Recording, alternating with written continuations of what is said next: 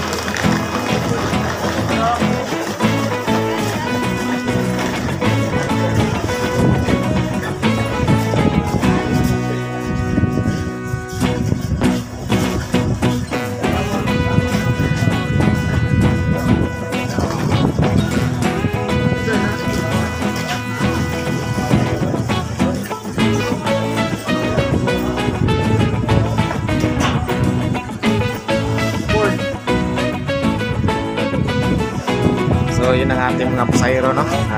Nag-onboard para sa larga na alas 11 ng tanghali. So yun ang ating mga pasahero na outbound. Yan mga outbound passenger natin. So at may nakapila pa sa ating ticket area. Marami pa. So das sa biyaheng balik trabaho ngayon mga bay. So yun, no? Okay, marami pa ang mga pasahero na nakapila dito sa labas sa ticket area. Okay ka sir? Sir, ako lang sa isuda ang iro ka para di ma-stress na ng sa ticket. So next morning lang na raya ticket na bitanan. Na-check na na itong veterinary. Na-check na. Nalantaw na. Okay, check na sige. ni katong papers. Sige, salamat. Tulak si patan-on dito. Ako lang isudaan. Hindi na nito. Wala nito. Na ni permit glass na dire pagpadong na mo dire. Mo ni yang check. Okay. Check na niya. Naka-online na hinon mo? Shipping? Naka-online na. Okay, mayo. So, sa mga livestock o pet lovers diyan, no? Mga dalag, mga aso kayo. So, kailangan ng mga dokumento para sa transportasyon ng inyong mga pet lovers.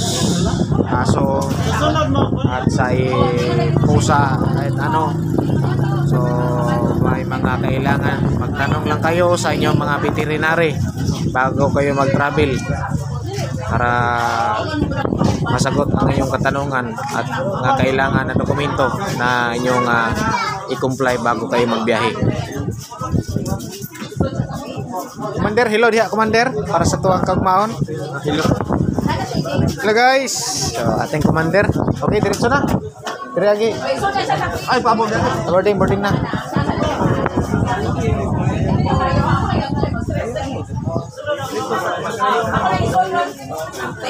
Oh.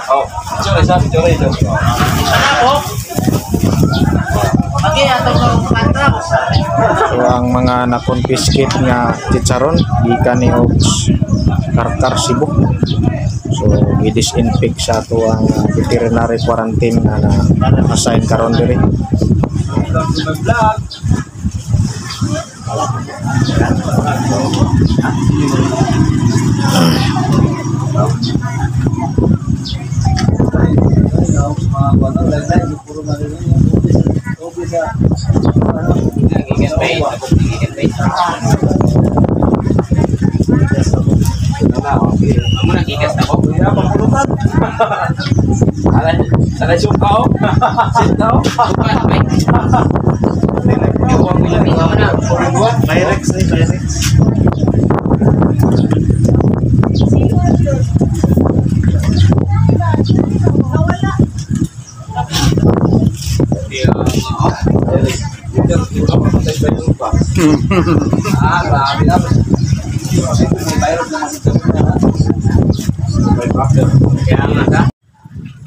Okay, ato ang mga inbound passenger. Ana, ay ma'am, ay mayong buntag. Muni karon ang ato mga inbound passengers.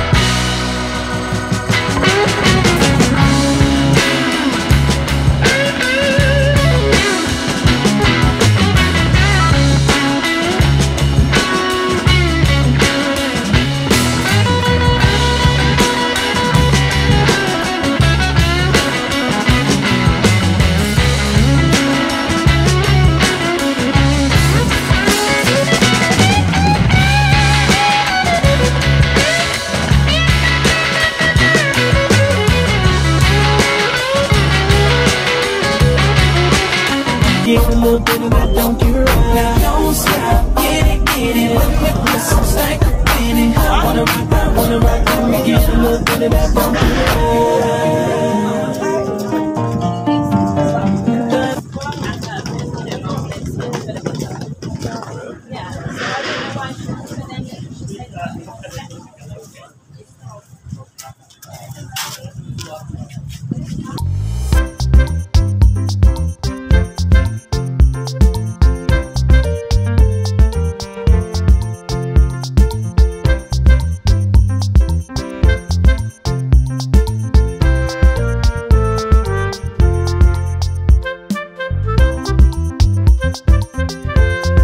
Yun lang po ang ating update mga ngayon mga bay, no? So galing po sa inyong lingkod. So don't forget to subscribe my YouTube channel mga bay, Saldi Bay TV, and hit the notification bell para update kayo sa mga susunod kong mga videos na gagawin. So salamat, God bless us all, bye bye. So let me give my number, oh.